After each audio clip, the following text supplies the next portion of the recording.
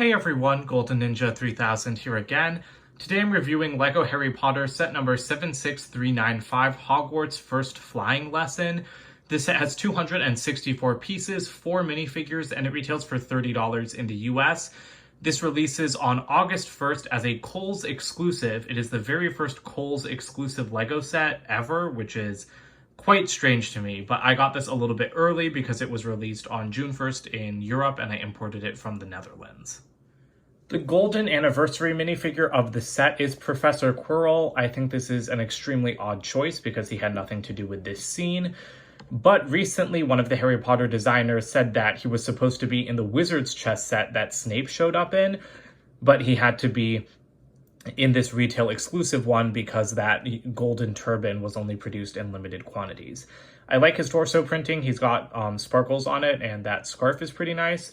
However, I wish he had like some kind of leg printing, honestly. I think that would really class up these 20th anniversary minifigures a bit. Love the golden wand and the golden minifigure stand. He has that 20-year printing on the back.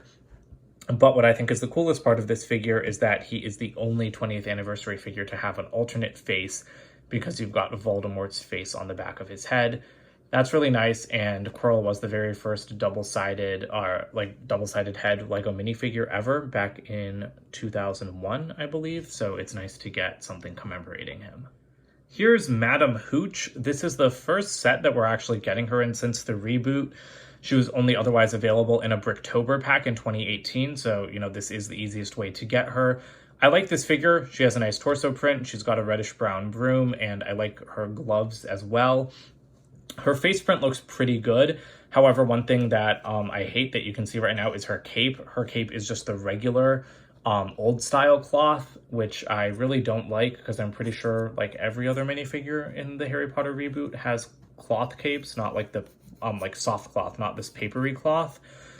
So I really don't like that. She does have some back printing, which is really interesting to me because it's trying to be like 100% black on a dark blue torso. I'm definitely going to switch out her cape, by the way, for a soft one because I hate these papery ones.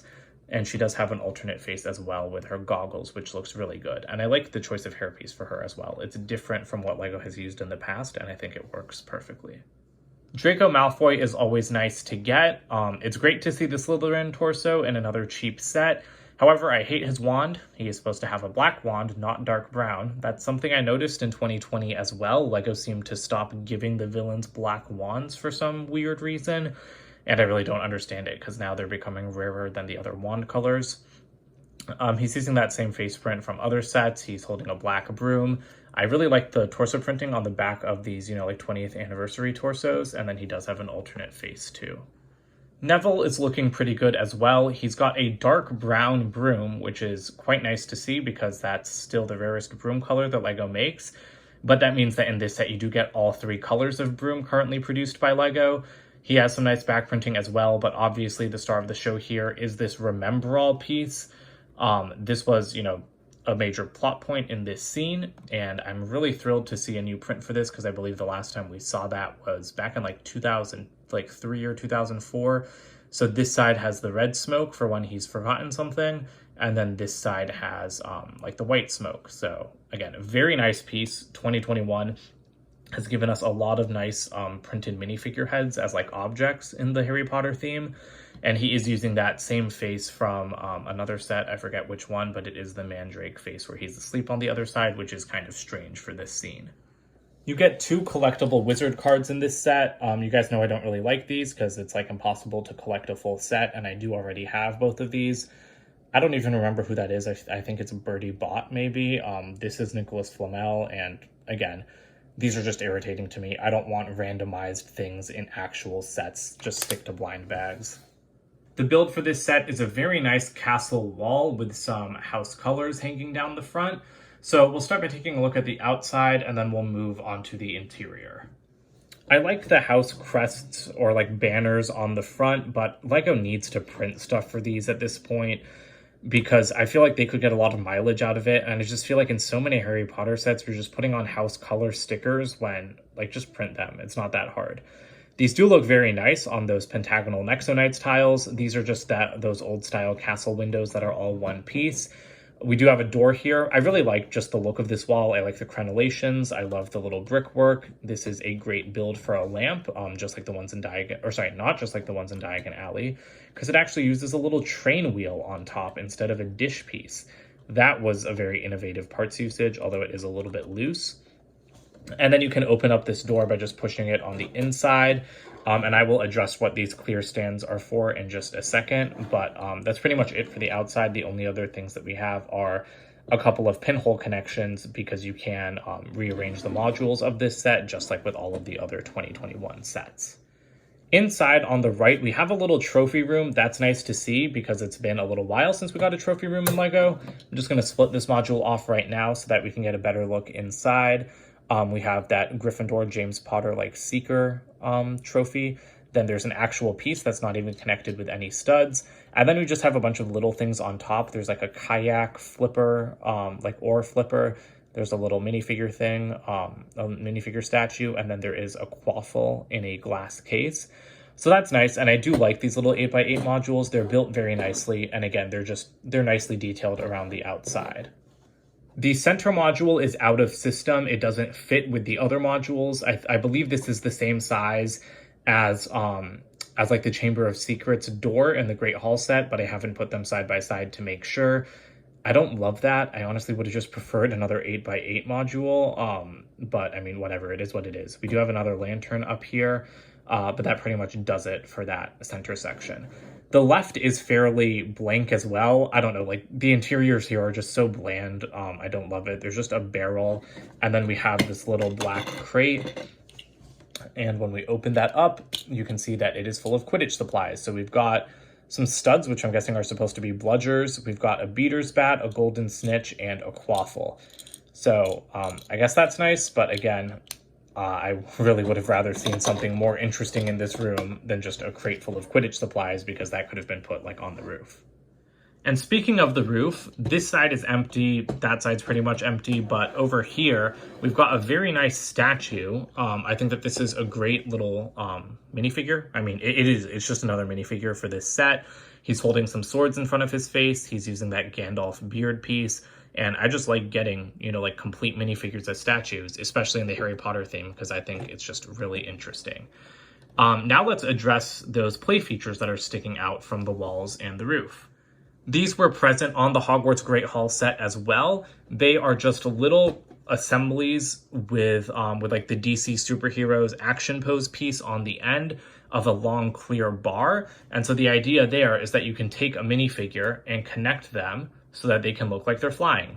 You can clip that into place right here. Let me raise the camera up a little bit so that you can see it a bit better, but you can clip them over here. You can clip them over there. You can clip them anywhere. It sounds like a Dr. Seuss book, but it's true. It's quite, like rearrangeable. So that's nice. Actually, let's put them in the middle and see how that looks from the outside. Again, it just lets you get like some nice poses. It lets you get some very nice action and display poses out of it, which I really appreciate. The bar down here, I think, is supposed to be like a bit of a play feature because you can put a minifigure like kind of on it down on the ground. So let's take Malfoy. Let's just put him backwards because he's not really cooperating. Okay, there we go. So you can put a minifigure down on the ground, and then you can just push this little piece from the inside. And then it's like, oh my God, look, they're flying up. They're learning how to fly. That's nice, but he doesn't really stay there. I mean, okay, he's staying there right now, but when, like right before the review, when I was posing this for the thumbnail, if you turn him forwards at all, he just like starts falling really easily. It was a lot worse earlier, so maybe it just depends on how exactly you're posing them. But I found that it doesn't hold weight the greatest. I think it could be a little bit better about that. Like here, like now, if I put him up, he just falls down. So that's kind of lame, and I wish that there was a way to fix that in position, because being able to lift the figure off the ground is nice, but I kind of wish that they would stay up. So here are our 5 modules for this set. I think that these are like, okay, you can't really rearrange them that much. I know I'm missing some Technic pins here, but I mean, you could just stick these guys together, or you could stack them on top of each other, which is a slightly more interesting look. And then the other thing is that these roof sections actually do have the studs on the side. So I could just attach this to the side over here, and then I can just connect the roof on the ground. And then there you go. I guess you have like a little tower section of Hogwarts pretty easily. But I mean, it's okay. Again, I really like the look of this module and these ones, but they just don't seem as useful as some of the other sets. Like, you can clearly feel like this is a retailer exclusive, even though it still works in the same system. It feels a little bit different, and that's okay, but it's just an interesting observation. The other thing I will be complaining about are these stupid grate floors. I've already mentioned this in other videos. I hate these floors. These pieces in this set, they do not work at all on like the modules. Having these be the floors is just terrible because these are like industrial grates. Hogwarts is all like stone. Some of the sets in this wave use the grates. Some of them use solid 8x8 plates like full of studs. And I really prefer the ones full of studs because you can't pose any minifigures on these stupid grate floors. And Hogwarts is not an industrial warehouse. It's not like it's not like a ship where you need to see through the floors. So I really hate the use of these pieces because they are exactly the same size, but they just have less usability than the fully studded plates. So that really annoys me, and I will be swapping those out. Here are the extra pieces. We've actually got a fairly nice selection. Here's the box for this set. It's a fairly typical $30 box size. Got some minifigures on the top. We've got Golden Quirrell on the side. And then at the back, we do have just some more shots and, rearranging what you can do with the set. The instruction manual is also fairly small, nothing remarkable. At the back, we've just got the regular 20th anniversary spiel with how Hogwarts connects and the minifigure cards, but there's nothing showing how this set connects to the rest of the Hogwarts ones, so you'll just have to get creative. I feel like I've been doing a lot of mixed bag reviews lately where there are parts that I really like about a set and then parts that I really don't. And I'm sorry, but this is another mixed bag instance because for $30, I don't know how I feel about this. The fluffy set gives you so much more value for only $10 more, even though it also has empty rooms. I love the exterior of this set, again, especially just with that brickwork and those crenellations. I think it looks really, really nice. I think this is one of the best looking slices of Hogwarts and most affordable that LEGO has put in a set. However, it's not very playable. That feature with like Draco flying in front to lift you off the ground, that doesn't work very well. The interior is just crappy. You have a trophy case and a crate and a barrel. That is not an interior. It's really lame. The trophy room is fine, but like, come on. You didn't have enough parts budget to do something else. This is a $30 set with 260 pieces. Yes, there's 4 minifigures, but only 2 of them have new parts, and 1 of them is an anniversary figure. So that's like, I don't really regard that as part of the budget because it seems like they get a little extra boost to make those anniversary figures. And that anniversary figure is completely out of place here. What does Quirrell have to do with this scene at all? So yeah, this set feels retailer exclusive in a way that other retailer exclusive sets just don't, and I think that it's a little bit weird. It's up to you to determine value. I do think it looks great from the outside, but you're probably going to want to do some modifications.